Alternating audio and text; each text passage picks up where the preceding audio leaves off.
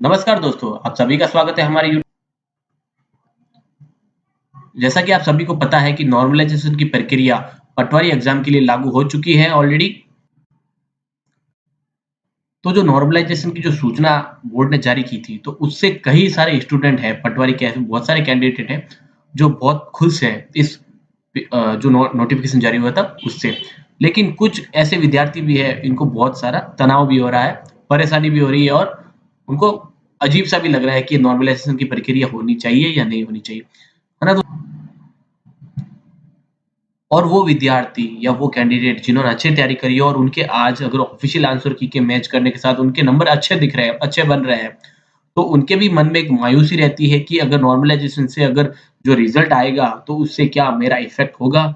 अगर होगा तो कितना होगा? या मेरा जो नंबर बने हैं वो उस स्कोर से नीचे चले जाएँगे या नीचे जो स्कोर वाले विद्यार्थी हैं, जो कम रेंज वाले हैं, कम अच्छी तैयारी करके आए थे, वो स्टूडेंट जो क्या पता हमारे इक्वल में आके खड़े हो जाएँ, तो ऐसा हो सकता है नॉर्मलाइजेशन से, तो उनको इस तरह के भी दिमाग में ख़्याल आते रहते हैं।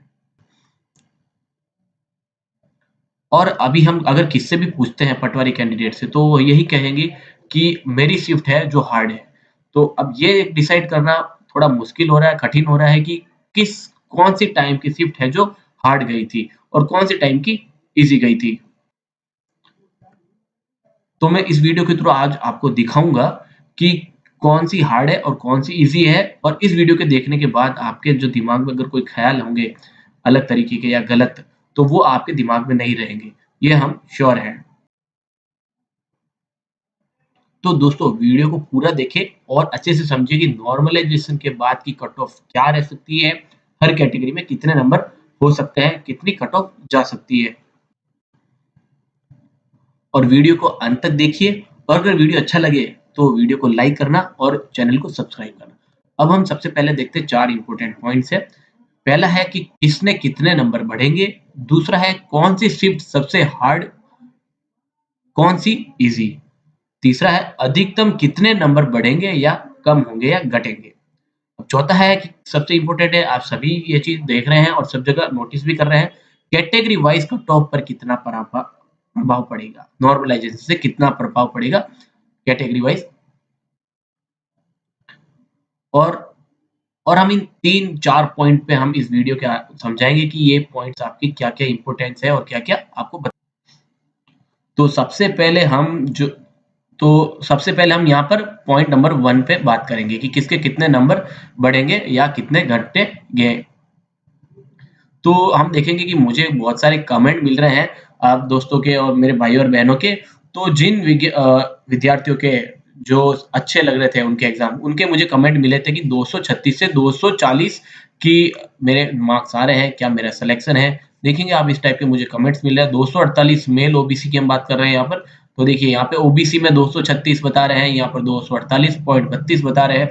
तो इन तरह के मुझे कमेंट्स देखने को मिल रहे हैं और ये कितने नंबर बढ़ेंगे ये इस पॉइंट नंबर 1 पे मुझे बहुत देखने को मिल रहा है। तो इन विद्यार्थियों के जो इतने अच्छे नंबर बन रहे हैं, तो इन विद्यार्थियों के मन में एक भ्रम पैदा हो रहा है कि क्या मेरे किसके कितने नंबर बढ़ेंगे? क्या मेरे बढ़ेंगे या घटेंगे? कितना प्रभाव पड़ेगा नॉर्मलाइजेशन से? तो ये एक भ्रम पैदा कर रहा है अभी आप सभी को और ये मेरे हिसाब से सभी स्टूडेंट होंगे, जिन्होंने अच्छी तैयारी करी हो और अच्छे मार्क्स वाले होंगे, उनके सबके दिमाग में ये पॉइंट नंबर 1 आ रहा होगा। और जिन विद्यार्थियों के 200 अगर 10 मान के चले या 215 मान के चलते हैं, तो वो तो उनका ख़्याल यही है कि नॉर्मलाइज़ेशन हो और मेरे नंबर है, जो मार्क्स है वो प्लस में चले जाएँ। तो हम एक जो टॉपर की जो एक एवरेज मान के चलते हैं, अगर 225 तक मान के चलते हैं, तो 225 है, यहाँ पे नीचे 210 है। तो 210 वाले नॉर्मलाइज़ेशन हो गए, इस लेवल के आपके पास में आ जाएँगे। तो 225 के लेवल तक आ जाएँगे, तो यहाँ पे उनको देखने को मिल रहा है कि फ़ायदा होगा। लेकिन उनका एक दिमाग में ये है कि अगर कितने नंबर बढ़ेंगे, ये अगर नॉर्मलाइज़ेशन होता है तो। तो 210 नंबर वाले जो भी विद्यार्थी है, इससे आस-पास के रेंज वाले, तो उनके लिए तो यहाँ पे देखना है कि उनको तो एक खुशी है कि नॉर्मलाइज़ेशन हो।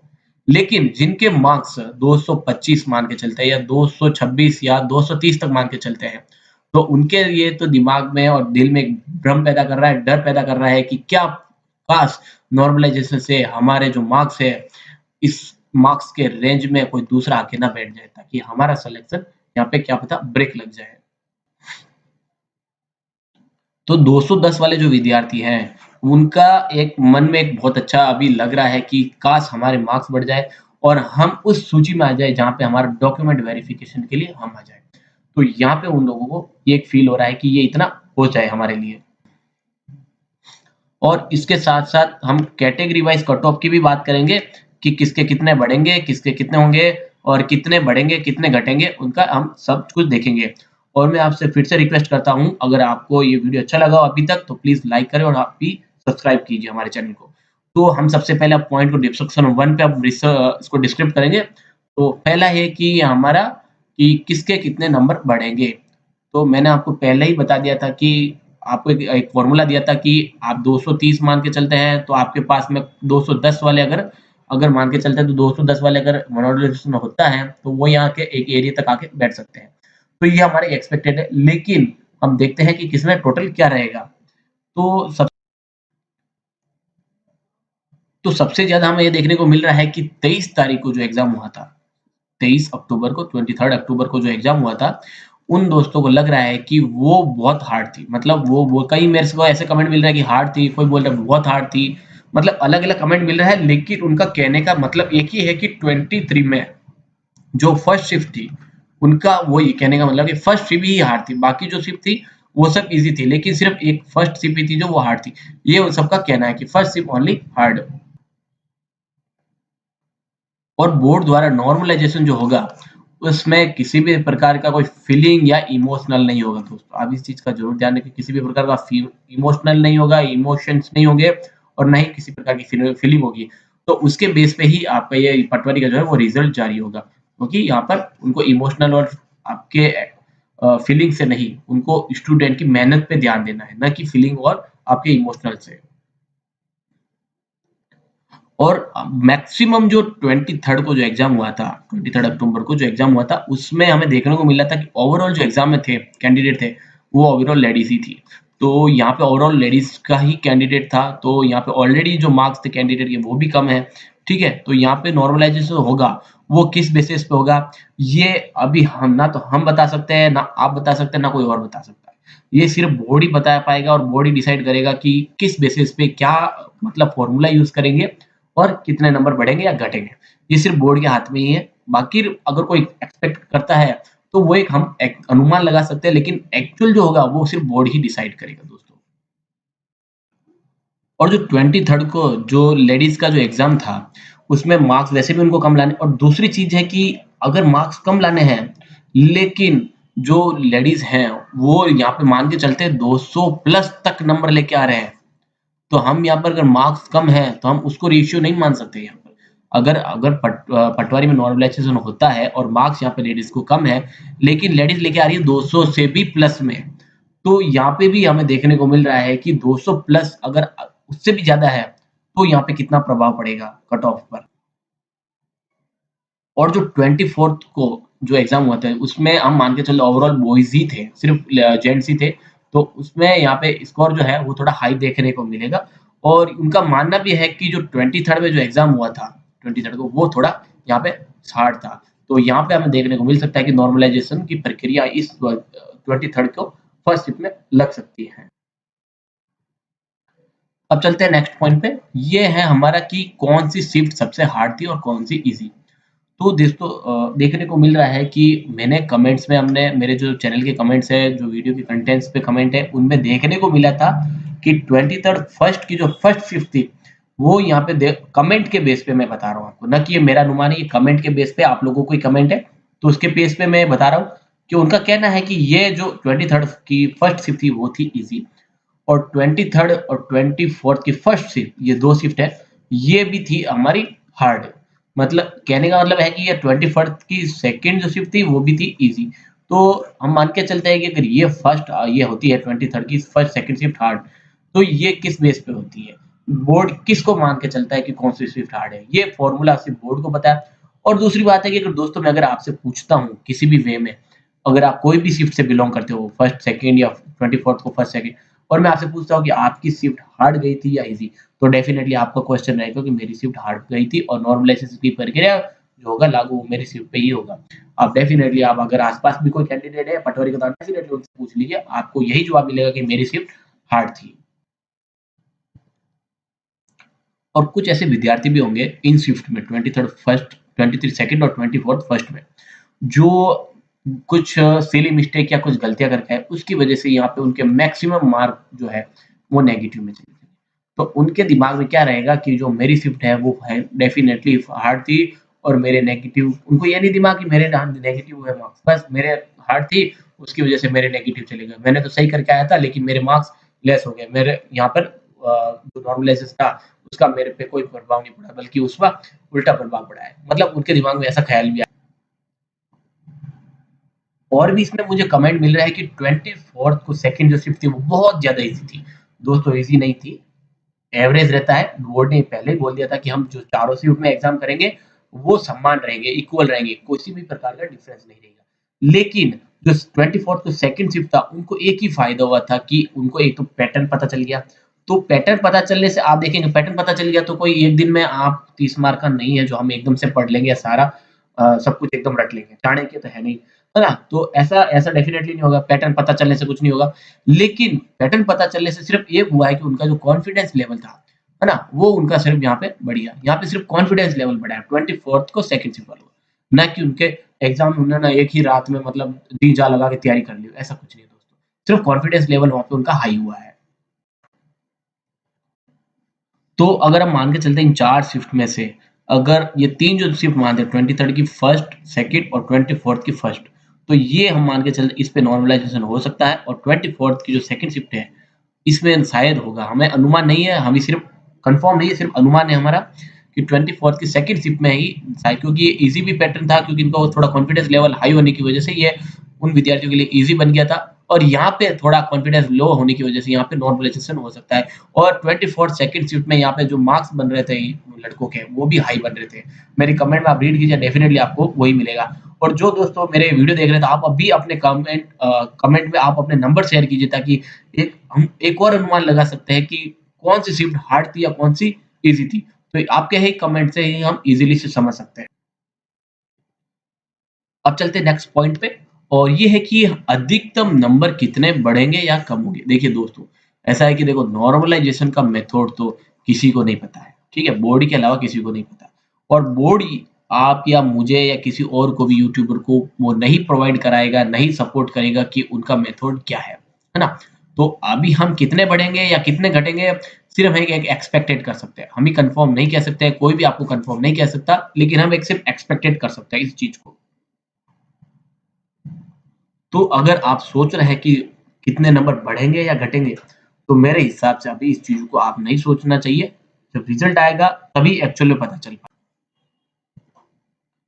बस एक छोटा-सा अनुमान लगा लीजिए कि अगर आपके ऑफ़िशियल आंसर की के मैच करने के बाद, अगर आप मान के चलते हैं कि मेरे नंबर आ रहे हैं 226 या 224 तक आ रहे हैं, ठीक है? तो इतने नंबर आपके ऑफ़िशियल आंसर की के मैच करने के बाद आ रहे हैं, तो डेफ़िनिटली आप सोच लीजिए, इससे तो आपके कम नंबर कम नहीं होंगे। सिर्फ़ इसमें ही हाई होगा, ये एक श्योर है ना? कम तो आपका डेफ़िनिटली नहीं होगा। और जो लोग इस चीज़ को लेके सोच रहे हैं कि कम होंगे, तो आप उस चीज़ को भूल जाइए दोस्तों। आपके अगर जितना हाईएस्ट बन रहा है, तो आपका नंबर कम नहीं होगा। और फ़ायदा होगा तो सिर्फ़ उन्हीं को ही होगा जिनके मार्क्स, अगर हम मान के चलते हैं कि 195 या 199 तक उनके, जो दूसरी शिफ्ट के थे। तो यहाँ पर 226 या 224 वालों को किसी भी प्रकार का परेशानी लेने की ज़रूरत नहीं है।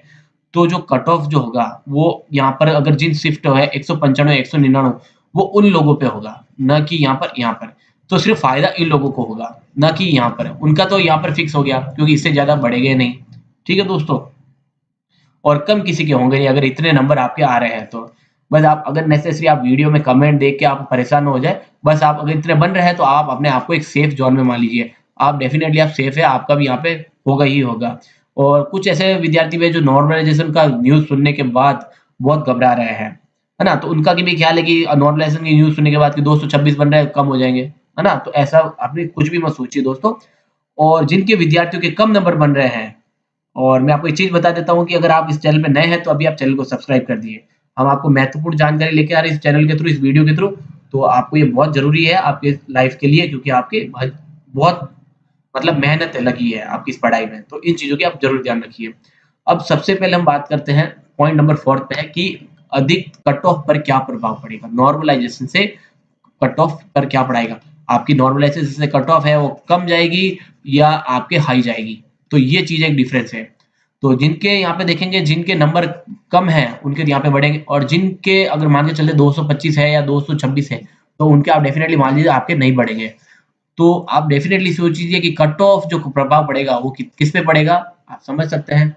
ठीक है, तो अब हम मान लेते हैं कि जो पहले की जो हमारी कट ऑफ थी, जो हमने पहले बताया था, उसमें नॉर्मलाइजेशन के बाद वो कट ऑफ थोड़ी यहाँ पे कम रह सकती है, कट ऑफ यहाँ पर कम देखने को मिल सकती है। लेकिन अब कम जाने का क्या अर्थ है, कम जाने का अर्थ ये है कि कट ऑफ तो वैसे कम नहीं जाएगी, लेकिन इसमें दो चीजें काम करेगी। ध्यान से सुनेंगे और अच्छे से समझिए तो आपको समझ में आ जाएगा कि अगर आप मान के चलते हैं कि आपके 190 नंबर आ रहे हैं और हम ये बात कर रहे हैं सिर्फ अभी ओबीसी में, ठीक है, और ये कट ऑफ में शामिल नहीं आ रही है और ये अभी कट ऑफ में शामिल नहीं है। तो जो हम ये पहले आपको जो बताए थे 210, ठीक है, तो अभी ये वाले शामिल नहीं आ रहे हैं, है ना, तो इनको फायदा क्या मिलेगा कि यहाँ पे नॉर्मलाइजेशन होगा तो इनके नंबर मार्क्स बढ़ जाएंगे। तो नॉर्मलाइजेशन से इनके मार्क्स बढ़ेंगे तो डेफिनेटली यहाँ पर उनको फायदा होगा। अब कितने मार्क्स बढ़ेंगे तो ये तो बोर्ड के जो मेथड है उस पे ही पता चल पाएगा। तो हम एक एक्सपेक्टेड मान के चलते हैं तो यहाँ पर 6 से 8 जो मार्क्स है वो इतना बढ़ सकता है। तो अगर अगर आपके मान के चलते हैं कि 210 बन रहे हैं तो उनके 216 जाएंगे, तो इतने कम वाले जो नंबर वाले थे वो यहाँ पे अपर में आ जाएंगे। तो यहाँ पे उनको अच्छा सा फायदा मिलेगा और यहाँ पे इसकी वजह से कट ऑफ पर प्रभाव पड़ेगा। और ये हो सकता है कि अगर ये कट ऑफ जाए तो नॉर्मलाइजेशन से, तो हमें पहले एक्सपेक्ट कर रहे थे कि 1 गुना, तो अब हो सकता है कि अगर आपकी जो डॉक्यूमेंट वेरिफिकेशन के लिए अब की बार 2 गुना आपको बुलाया जा सकता है, अगर ये हमारे कट ऑफ जाती है तो। और इसमें सबसे खास चीज बात ये है कि जितने अगर आपके 2 गुना बुलाते हैं तो आपको यहाँ पे ज्यादा फायदा देखने को मिलेगा। 1 गुना बुलाते हैं तो ठीक है फायदा है लेकिन इतना नहीं है, लेकिन 2 गुना बुलाते हैं तो आपको इसको बहुत ज्यादा मुनाफा होने वाला है कि। और जैसा कि आप सभी को पता है कि जो रिजल्ट में है वो थोड़ी देरी हो सकती है, और ये मान के चलते हैं कि हर रिजल्ट में देरी होती है बट इस बार भी देरी हो रही है।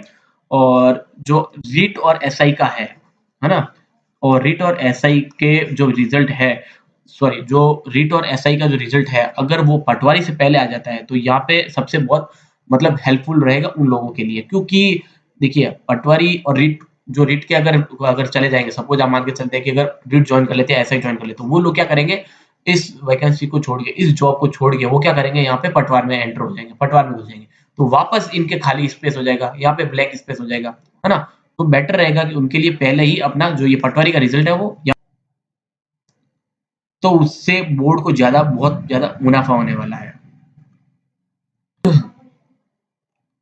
क्योंकि इसमें भी क्या है, जो टॉपर होते हैं और जो अच्छे और पढ़े लिखे होते हैं वो तो या तो रीड करेंगे ज्वाइन या एसआई को, और जो जो हाई है, जो आपकी हमारी कट ऑफ जाने वाली है, मेरिट जो जाने वाली, तो वो यहाँ से बाहर हो जाएंगे और रीट में ज्वाइन करने के बाद वो डेफिनेटली पटवारी के रेस में से बाहर हो जाएंगे या अपने छोड़ देंगे, उसमें ध्यान नहीं लगाएंगे, ये चीज का है। तो कई सारे ऐसे स्टूडेंट भी है जो रीट और एसआई में भी डायरेक्टली ज्वाइन कर सकते हैं, तो इनका फायदा भी हमें यहाँ पे। और अगर हम रिजल्ट की बात करते हैं तो हम एक्सपेक्टेड मान के चलते हैं थोड़ा डिले होगा, तो ये हम जनवरी के फर्स्ट वीक मान के चलिए, 2022 फर्स्ट वीक या सेकंड वीक। तो जो पहले रिजल्ट तैयार किया था वो नॉर्मलाइजेशन का नहीं था, लेकिन अब नॉर्मलाइजेशन की जारी हो रहा है तो यहाँ पे कुछ हमें थोड़ा देखने को मिल सकता है, रिजल्ट जो हो रहा है वो डिक्लेयर होने में थोड़ा सा डिले हो सकता है। अब चलते हैं कट ऑफ के आंकड़ों की ओर और देखते हैं। तो यहाँ पे हम बात करेंगे फाइनल कट ऑफ, ठीक है, फाइनल कट ऑफ में ये हम सिर्फ मेल कैंडिडेट की बात कर रहे हैं, फीमेल की भी बताएंगे आपको थोड़ी देर में। तो जनरल की जो आ जाएगी, जनरल कैटेगरी की जो कट ऑफ जाने वाली है वो 208 से 211, ये हम बता रहे हैं नॉर्मलाइजेशन के बाद की। आप मान के चलिए अगर इतने मार्क्स हैं तो आप अपने आप को सेफ मान लीजिए, ठीक है। और ओबीसी में 205 से 208, ईडब्ल्यूएस में 200 से 203, एमबीसी में यहाँ पर देखिए एमबीसी में 5% रिजर्वेशन कोटा है और ईडब्ल्यूएस में 10% रिजर्वेशन कोटा है। तो एमबीसी में 5% रिजर्वेशन कोटा के साथ यहाँ पे 198 से 200 की कट ऑफ, और एससी में 183 से 186 की कट ऑफ, और एसटी में 177 से 181 की कट ऑफ हमें देखने को मिल सकती है। अगर देखिए अगर आपके इतने मार्क्स बन रहे हैं, ये जो लोअर वैल्यू है, अगर इतने मार्क्स आपके हर कैटेगरी में बन रहे हैं तो आप अपने आप को सेफ मान लीजिए, ठीक है। और अगर इतने अगर मार्क्स जो अपर वैल्यू है, अगर इसमें भी आपके +1 या +2 बन रहे हैं तो आप अपने आप को 100% श्योर मान लीजिए कि आपका यहाँ पे डेफिनेटली सिलेक्शन होगा, है ना। ये हम देखिए आपको फिर से बता रहे हैं, जो कट ऑफ है वो एक्सपेक्टेड कट ऑफ है, जो फाइनल होगा वो बोर्ड डिसाइड करेगा, ठीक है। हम एक सिर्फ अनुमान लगा सकते हैं, ठीक है दोस्तों। अब चलते हैं हम एक फीमेल कैटेगरी फीमेल कैंडिडेट्स की क्या जाती है कट ऑफ, उसकी बात कर लेते हैं। ये देखिए फाइनल कट ऑफ फीमेल के लिए जनरल में 185 से 188 की भी जा रही है, ओबीसी में 183 से 185 की जा सकती है, ईडब्ल्यूएस में यहाँ पे 10% रिजर्वेशन कोटा है, तो यहाँ पे 178 से 182, एससी में 155 से 158 और एसटी में 152 से 155 की कट ऑफ हमें देखने को मिल सकती है दोस्तों। तो यहाँ पे देखिए जिन लेसर वैल्यू है तो वो अपने आप को सेफ मान लीजिए, और अगर हायर वैल्यू है इसमें भी +1 या +2 आ रहे हैं आपके, तो आपको 100% श्योर हो जाएगी आपका यहाँ पे सिलेक्शन निश्चित है दोस्तों। ये आप इस चीज़ का ज़रूर ध्यान रखिए। अगर आपके अपर वैल्यू में भी अगर आपके नंबर बन रहे हैं दोनों में मेल और फीमेल के लिए, तो अभी से ही आप डॉक्यूमेंट की तैयारी कर लीजिए ना, क्योंकि डॉक्यूमेंट वेरिफिकेशन के टाइम फिर आपको इन चीज़ों की भाग-दौड़ ना करना पड़े। और डीवी में सबसे ज़्यादा ध्यान रखिए क्योंकि डॉक्यूमेंट जो वेरिफिकेशन होता है उस वक़्त फिर आपके लिए लफड़ा हो सकता है। 1 या 2 डॉक्यूमेंट की वजह से फिर आपकी जो मेहनत होती है हज़ारों जो सालों की मेहनत होती है, उन पे बिल्कुल मैं नहीं चाहूँगा वो वर्ड बोलूँ, लेकिन आप समझ रहे हैं ना? तो आप ज़रूर ध्यान रखिए कि इन चीज़ों का ज़रूर ध्यान रखिए। अभी से ही अगर आपके डॉक्यूमेंट पेंडिंग है तो अभी भी आप डीवी के लिए तैयार हो जाए पहले से ही, अगर इतने अपर वैल्यू के नंबर आपके बन रहे हैं तो। आप सभी अपने जो भी मेरा ये वीडियो देख रहे हैं, उन सभी विद्यार्थियों से मैं निवेदन करता हूँ कि आप अपने नंबर कमेंट बॉक्स में ज़रूर शेयर कीजिए, या आप मुझसे सवाल पूछ सकते हैं, डेफ़िनेटली आपको रिवर्ट मिलेगा। मैं जैसे ही आपके कमेंट को रीड करूँगा या पढ़ूँगा, तब मैं आपको डेफ़िनेटली रिवर्ट करूँगा, या उस पे कुछ वीडियो बनना बनना चाहिए तो मैं वीडियो बना के आपके सामने ज़रूर रखूँगा, है ना? तो अगर आप मुझे अगर कमेंट शेयर करते हैं, तो मुझे एक अनुमान लग जाएगा और उस अनुमान के बेस पे हम ये मान सकते हैं कि कट ऑफ क्या जा सकती है, नॉर्मलाइज़ेशन के बाद की, अगर कौन सी शिफ्ट हार्ड हो सकती है, तो उसपे भी हम एक अनुमान लगा सकते हैं, है ना दोस्तों? तो आपके कमेंट भी हमें बहुत ज़रूरत है, उन चीज़ों का भी आप ज़रूर ध्यान रखिए। और दोस्तों मेरे द्वारा अगर आपको दी हुई कट ऑफ की जानकारी आपको अभी तक अच्छी लगी हो, तो प्लीज़ वीडियो को लाइक करें और चैनल को सब्सक्राइब करें। थैंक यू वेरी मच दोस्तों।